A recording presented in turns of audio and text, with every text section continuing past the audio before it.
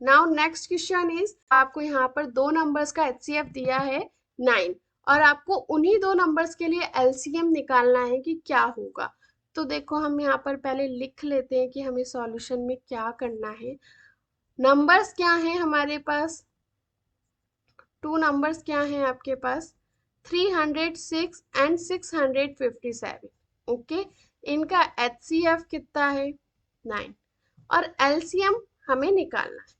अगर आपने इसको क्वेश्चन को इस तरीके से शॉर्ट फॉर्म में लिख लिया ना फ्रेंड्स, तो इजीली आपको वो अंडरस्टैंड करना हो जाता है कि मुझे करना क्या है। और इससे क्या होता है कि आपका जो सॉल्यूशन है वो भी थोड़ा सिस्टमेटिक लगता है, थोड़ा मतलब आपका जो प्रेजेंटेशन है वो अच्छा लगता है। क्योंकि जब सामने वाला 10th क्लास में जब आपकी सॉल्यूशन शीट्स चेक होने जाती हैं, तो एग्जामिनर के लिए ये बहुत इजी हो जाता है अंडरस्टैंड करना। ठीक है, वो वहीं पर ही इम्प्रेस हो जाता है आपसे। ओके, नाउ सी मेरे पास फॉर्मूला क्या होता है कि H C F multiply by L C M is equals to product of two numbers, ये फॉर्मूला होता है राइट। सेकेंड क्वेश्चन में वेरीफाई कर रहे थे ना हम लोग इस फॉर्मूले को। तो एच सी एफ कितना हो गया 9, एलसीएम मुझे पता नहीं है तो मैं एलसीएम ही लिख दूंगी। और प्रोडक्ट ऑफ टू नंबर्स, तो टू नंबर्स क्या है 306 और 657।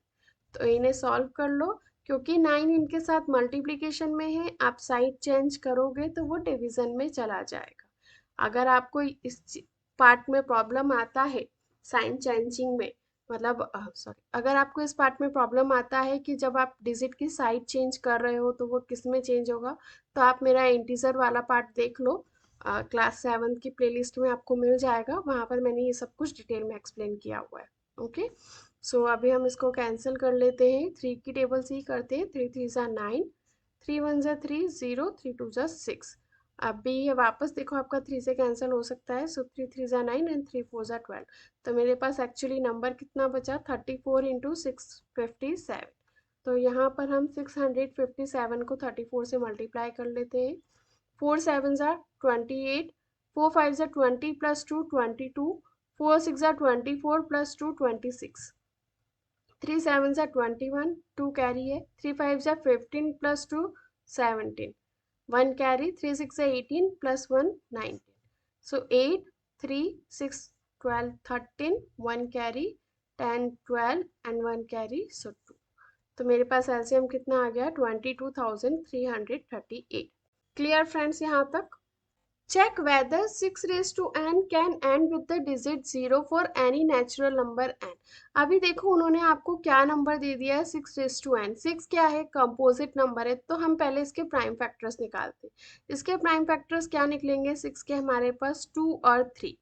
ओके, तो क्योंकि होल पावर एन चल रही है तो 2 और 3 की पावर भी एन हो जाएगी। अब उन्होंने बोला है कि 6 रेस टू एन, मतलब आप एन की कोई भी वैल्यू ले लो, सपोज मैं एन इक्वल्स टू 2 ले लूँ, तो 6 रेस टू 2 कितना हो गया मेरे पास 36। तो ऐसे ही एन की किसी वैल्यू के लिए क्या 6 रेस टू एन जो नंबर है या जो भी उसका आंसर आएगा वो नंबर क्या जीरो से एंड हो सकता है, ऐसा उन्होंने पूछा है।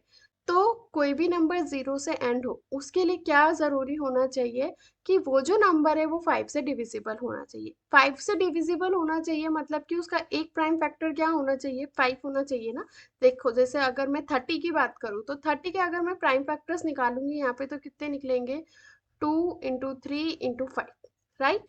अगर मैंने 30 की बात करी जो 30 का क्योंकि लास्ट डिजिट 0 है, तो इसका प्राइम फैक्टर 5 होना चाहिए, तभी तो वो 5 से डिविजिबल होगा, तभी तो उसका एक प्राइम नंबर जो है वो क्या होगा प्राइम 5 होगा।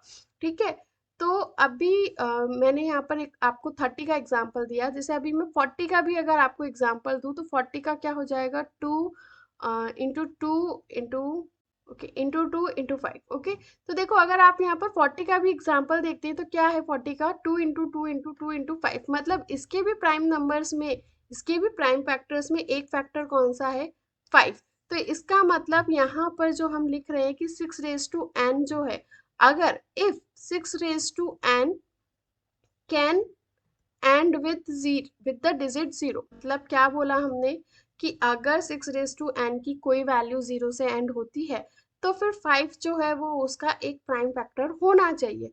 बट इस इक्वेशन को मैं यहाँ पे 1 नाम दे देती हूँ। क्या बोला मैंने कि अगर आप इक्वेशन नंबर 1 जहाँ पर हमने उसके प्राइम फैक्टर्स लिखे थे वहां से हम देखें तो हमें सिर्फ 6 raised to n के दो ही प्राइम फैक्टर मिले हैं, 2 and 3। 5 उसका प्राइम फैक्टर नहीं है, so that's why it is not possible. तो आप नीचे एक आंसर लिख सकते हैं, सो it is not possible that 6 raised to n can end with the digit 0 for any natural number n. Clear friends? Now question number 6. Explain why 7 into 11 into 13 plus 13 and 7 into 6 into 5 into 4 into 3 into 2 into 1 plus 5 are composite numbers. तो देखो हम क्या करेंगे यहाँ पे, suppose अभी हम n1 दो नंबर कंसीडर कर लेते हैं यहाँ पर इनको। एक नंबर हो गया हमारे पास 7 इंटू 11 इंटू 13 प्लस 13। ओके, अब देखो यहाँ पर जो है 13 कॉमन आ रहा है दोनों के अंदर, तो मैं 13 कॉमन ले लेती हूँ, उससे मेरा कैलकुलेशन थोड़ा इजी हो जाएगा। तो 7 इंटू 11 प्लस 1, 13 कॉमन लेने के बाद 7 इंटू 11 कितना आया, 77 एंड प्लस 1, तो 77 प्लस 1 इज 78।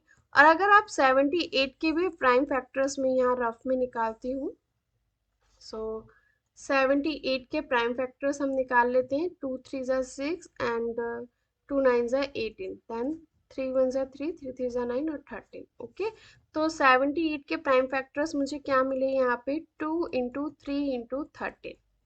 क्लियर, इसको हम लिख सकते हैं 2 इंटू 3 इंटू 13 स्क्वायर। क्लियर हो गया अभी ये वाला पॉइंट? तो कुछ भी नहीं किया मैंने, सिर्फ जो कॉमन था, एक नंबर कॉमन था 13 और 13, तो पहले वो कॉमन निकाल लिया, फिर उसको स्टेप बाय स्टेप सॉल्व किया। सॉल्व करने के बाद मेरे पास एक नंबर कंपोजिट आ रहा था, तो मैंने वो कंपोजिट नंबर भी प्राइम नंबर्स में चेंज कर लिया। अभी हम दूसरा यहाँ पर दूसरा क्वेश्चन सॉल्व करते हैं, जो कि एक और दिया है हमें, 7 into 6 into 5 into 4 into 3 into 2 into 1 plus 5। तो देखो यहाँ पर भी आपके पास ये 5 और ये 5 डबल आ रहा है, कॉमन आ रहा है, तो हम क्या करेंगे यहाँ पे 5 कॉमन ले लेंगे। तो अंदर कितना बचा, 7 into 6 into 4 into 3 into 2 into 1, और 5 क्योंकि बाहर चला गया तो प्लस का 1 ओनली।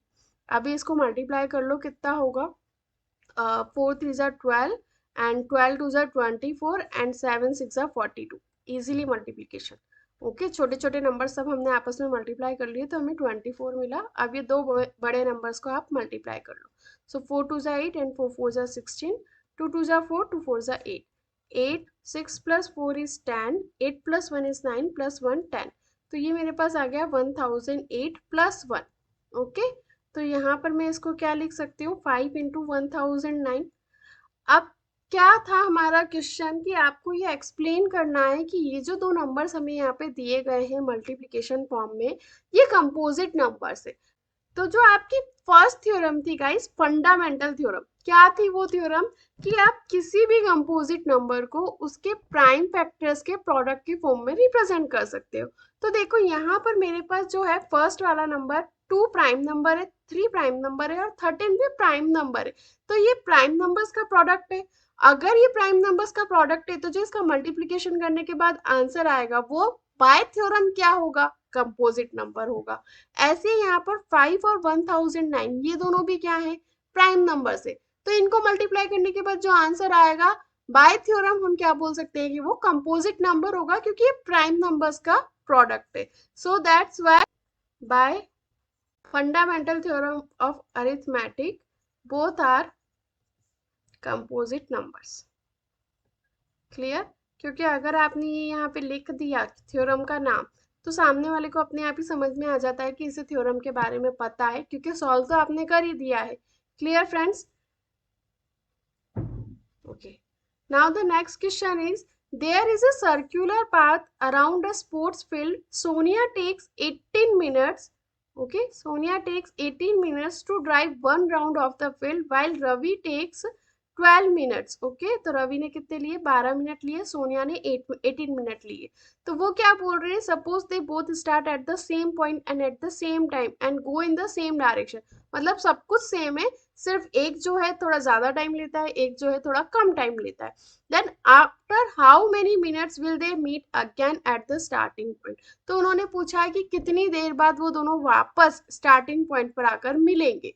तो यहाँ पर जो है आपको मिनिमम टाइम बताना है उनका कि कितने मिनिमम टाइम बाद वो जो है दोनों आकर एक ही पॉइंट पर मिल जाएंगे।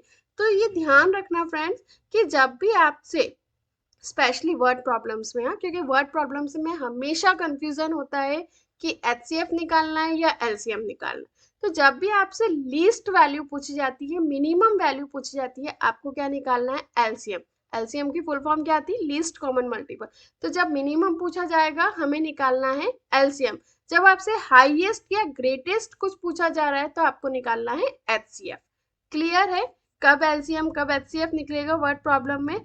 तो अब यहाँ पर हम निकालते हैं 18 के फैक्टर्स। 18 के फैक्टर्स कितने होंगे हमारे पास? 2 इंटू 2 9 से 18, तो 3 3 एंड 3, ये हमारे पास 18 के फैक्टर्स हो गए। और 12 के फैक्टर्स कितने होंगे? 2 इंटू 3, ये लर्न हो जाने चाहिए फैक्टर्स आपको अभी तक तो। ओके, तो यहाँ पर मुझे सिर्फ उनका एलसीएम ही निकालना है। एलसीएम कितना निकल गया मेरे पास? 2 का स्क्वायर इंटू 3 का स्क्वायर। यहाँ पर मैं इसको लिख सकती हूँ 2 इंटू 3 स्क्वायर, राइट। और इसे लिख सकती हूँ 2 स्क्वायर इंटू 3। क्या बोला था मैंने? हाईएस्ट पावर यूज करते हैं हम कॉमन फैक्टर की। तो 2 की हाईएस्ट पावर 2 और 3 की हाईएस्ट पावर 2। ओके, सो 2 का स्क्वायर इज 4 एंड 3 का square is 9, so 4 9 are 36। So it means after 36 minutes they will meet again. Clear? आपने स्टार्ट लास्ट में एक ये सेंटेंस लिख दिया तो आपका पूरा वो सॉल्व हो जाता है, क्वेश्चन पूरे मार्क्स मिल जाते हैं यहाँ पे। ठीक है, क्योंकि वर्ड प्रॉब्लम है। So after 36 minutes they will meet again. Clear friends? तो ये था आपका एक्सरसाइज 1.1 का सॉल्यूशंस। यहाँ पर मैंने आपको पूरे सॉल्यूशंस दे दिए हैं, एक्सरसाइज के स्टेप बाय स्टेप और डिटेल में सॉल्यूशन दिया है, प्लस एक्स्ट्रा इन्फॉर्मेशन भी मैंने दी है, जो जो वर्ड्स आपके सॉल्यूशन के टाइम पर यूज होते हैं, को प्राइम नंबर्स क्या होते हैं, या जो हमारा जो डिजिट है उसकी साइड चेंज करने पर कैसा साइन यूज होता है, वो सब भी मैंने यहाँ पर आपको बताया है। तो अगर किसी को डाउट है तो वो फिर भी कमेंट बॉक्स में मुझे पूछ सकता है। इसके बाद वाले वीडियो में मैं आपको एक्सरसाइज 1.2 के सॉल्यूशंस देने वाली हूँ। So stay tune and keep watching and don't forget to subscribe my channel. Bye bye friends.